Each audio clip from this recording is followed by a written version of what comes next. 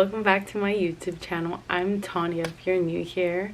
So today I want to talk about the postpartum time, and not mostly about like postpartum body, but like how I felt each time postpartum. And I think this is so important to talk about just because everybody's experiences are so different. So let me know how you felt during your time in the comments. I would love to hear from you.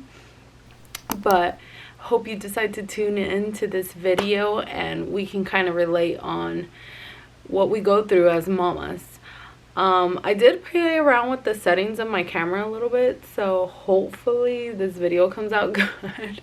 I just want to get the quality a little bit better, so I watched a bunch of YouTube videos and tweaked some things, so hopefully it all looks good. So the first, I'll just jump in. So I have 3 kids, and I've had them all kind of back to back. So for me, it's been an experience different every time. And by different every time, I mean emotionally. So with my first kid, after I had him, I was just like, oh my God. Like, it was just like, I have a whole baby. Like, wow. So it's just like the shock of it all, right? But then, like, you get home from the hospital and, like, you know, you get everybody's coming to see you at first, but then, like, a couple weeks pass by and it gets real. I feel like that's when it gets real. My husband had to go back to work. Like, I think we got home on a Tuesday and he had to go back to work next day. There. And he hears like the neighbors, so he's right there. So it just was hard for me. I went from, I'm a nurse and I worked the Friday and I had him Sunday. And I was just like, you know, it went from being busy and like we moved to this house. We were still working, like our life was full on, and then like I had my baby early, and they always say like you go to your due date with your first kid. No, I was 37 weeks and I had the baby. So whenever we get home and like he has to go back to work, like I'm alone. Everybody has to work, you know, life goes on. And I just felt like I really had the baby blues. I wouldn't say I had like postpartum depression, because I think one of the qualifiers is like you can't see the good of anything, like, or something like that. Don't quote me. I'm not a medical professional speaking to you about this. This is just, hey, like we're 2 friends chatting. So I feel like I was so lonely. Like, they're like, you're gonna be so busy with the baby and blah blah blah blah. And I feel like it was nice because that part came easy, and my first was the easiest, like baby. Like I would just nurse him and we would nap together and it was cute. But then I was like, okay, I don't want to nap 8 times in a day. What am I gonna do all day? And like to keep busy and just being by myself, it just really, you hear all the time like, you know, your real friends are the ones that stay with you after you become a mom. Yeah, I felt that because I don't talk to like a lot of people after I became a mom, and it's not to throw shade, it's just like the reality. Like, I felt so lonely at that time, and I didn't realize like how that was gonna feel. And I think even once I found out I was pregnant, I was already like, I wouldn't say like losing friends, because it wasn't like something big happened that we didn't become friends anymore. It's just like we just stopped talking. We just went our own journeys, you know? I think that was like one of the lessons I learned with my first kid, is like be prepared to like just look inward. And I think the more you look inside of like what you do have and like the happiness you have at home, especially because looking at like my husband is very present and such a good dad, and I have this little baby that like in their world. So I need to stop harping on the what I don't have and focus on what I do have. And that took a lot of time to learn, but it just made me sad. I felt very alone during that period. And then I think after a couple months, my mom would come over to watch him so I could go to the gym and like feel more like myself. And that really helped me, put me in a good mental spot. And I just advocate for working out so much just because it helps me tremendously. So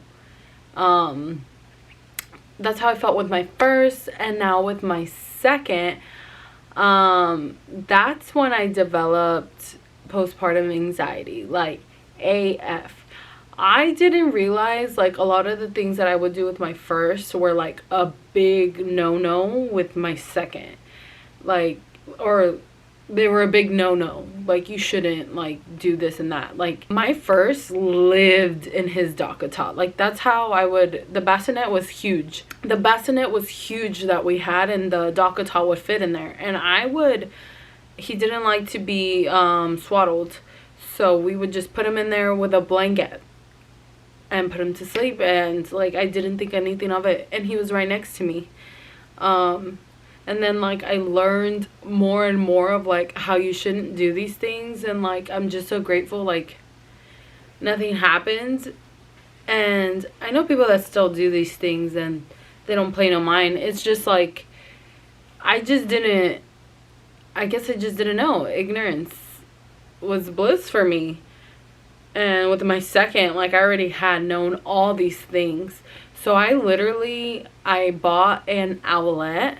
And not the outlets that they sell now, like the actual outlet that will tell you frame by frame if something's happening. And I had the snooze, so like he was swaddled in there, so there was no way he was gonna roll. So it just gave me such peace of mind. But I just had the biggest fear of something bad happening to him, me losing him. And I feel like I still have like it's so crazy how I'll tell people I never had anxiety till I had my second kid. Like, I mean, I would get, whenever I was in nursing school, for example, I would get anxious for an exam, but like the exam would pass, everything would be fine, and boom, no more anxiety. Like, it was like not something I lived with. Well, I was in nursing school for a while, so I lived with a little bit of anxiety, but like this was just like constant. And like obviously I want my kid here, so like it's not gonna go away. I think I just more realized like the gravity of having a kid and like the situation. Maybe, I don't know, like, and that's why I developed anxiety. But everything made me so anxious with him. Like, my mother-in-law would help us whenever I was at work to take care of him. And well, she knows now. But, like, I'd be like, do not use a blanket with him. We would get her sleep sacks. Like, I bought the Newton mattress. Like, I bought anything and everything to make my mind feel at peace. And to know I'm getting him, like, giving him, like, the best and safest thing for, like, I think it was mainly to do with sleep. Like, it just, like, the whole SIDS thing. And then I think I followed a couple people that, like, their family was affected by SIDS. And it was just, like, a major thought in my mind after my second baby. So I just, did the best that I could, and I did not like co-sleep at all with him. I was like petrified of doing that. And then if there were nights that he was not settling, I would literally be up all night like holding him, because I was too scared to fall asleep and something happening to him. So I think that that was just like a period, and I would talk to my husband about it a lot. And that helped me. And then just doing those things of getting like the safety things, like the Newton mattress, which is breathable. Like with the Newton mattress, you don't even have to put a cover on it, but using like breathable fitted sheets, like, so in case if they were on their belly, they're fine, you know? Just like doing things like that to give me peace of mind and outlet. So if you're suffering from this, I'm so sorry. I feel you immensely. But I think just doing like stuff like that helped me. So hopefully that can help you as well. And then a year later, I was pregnant again.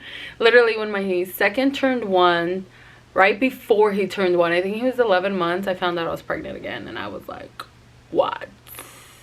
But thankfully I had like most things. Like I had the Newton mattress.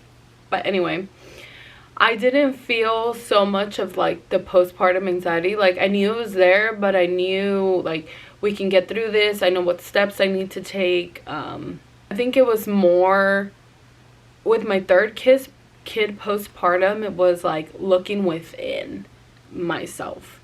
And maybe it was because I was having a girl, and like I just feel like as moms and having a little girl, so much weight is carried on you, and the way you want your child to see you, especially because we're the same gender.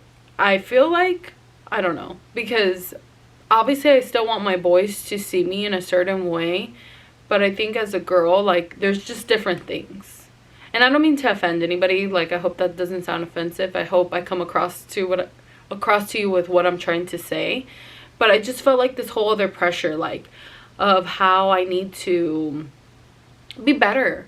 I need to have more self-confidence. I need to, like, not just say I'm beautiful, but, like, mean it. Because I'm going to have a little girl looking at me, and that's the way she's going to view herself.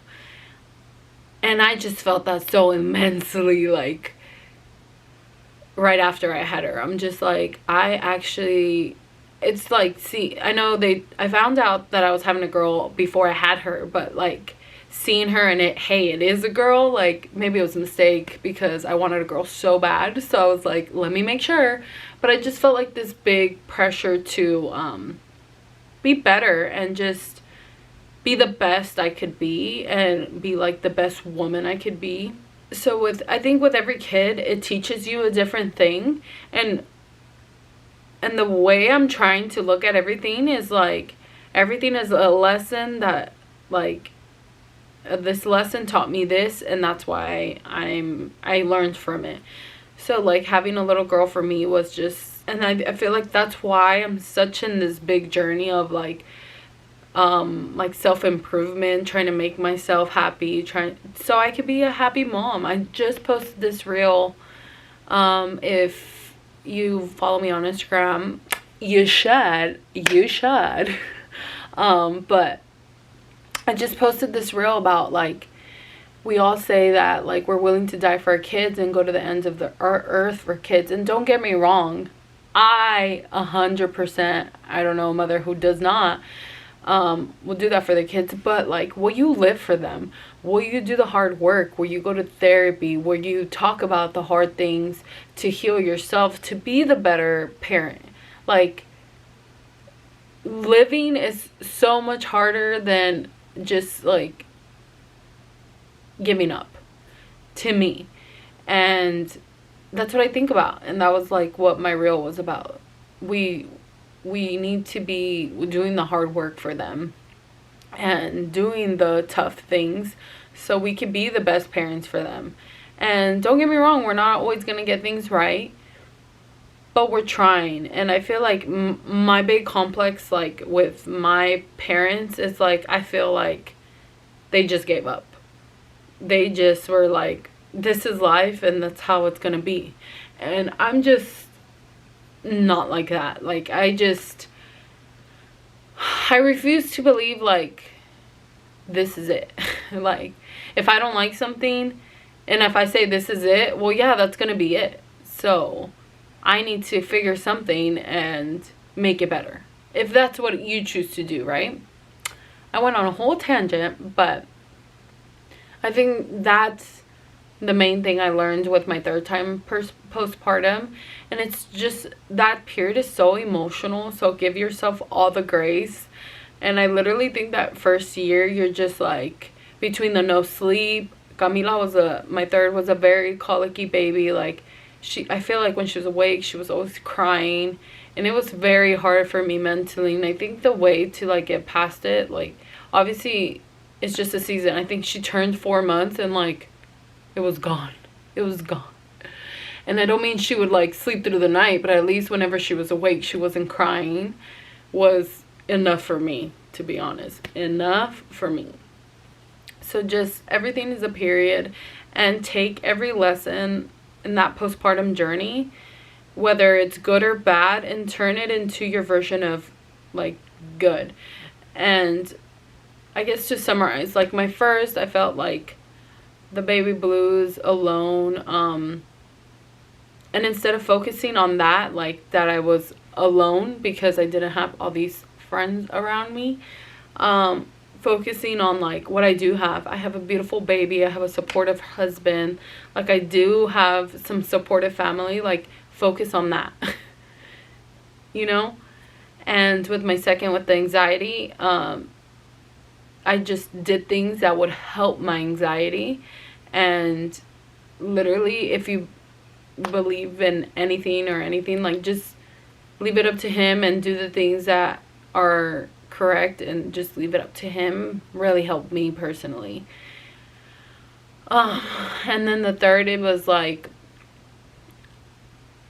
just knowing that you have little kids watching you, and knowing you're like realizing what you're doing, and that one day they're gonna grow older and know exactly who you are, really makes me, it motivates me to be the best person I could be. Because when they grow up, I want them to be like, hey mom, you want to go to like a brewery, or you want to go to lunch, like, not be like, oh, my mom's calling me again. And I just don't want them to have the same feelings that I have with my parents. So that's why I speak about that, because it's just you think about like all the hard things, like the no sleep, the breastfeeding, the nursing, the going back to work, the blah blah blah, all the things, right? But I think the most hard work for me has been like the looking inward and healing my inner child so I could be the best mom for them. So hopefully that helps you and motivates you in this postpartum period. If you're watching this, I'm like in a verge, like almost tears, because like I just feel so strongly about this, and I feel like it's not talked about enough. But let every lesson, you can always take something positive out of it. So hopefully this video helps you in some way. But this is episode 3 of Mom Chat, or 3 of my mom series, and talking about the tough stuff, some lighthearted stuff of stuff you need. So if you haven't checked the other 2 episodes out, please check those out, and I'll see you guys on the next time. Bye.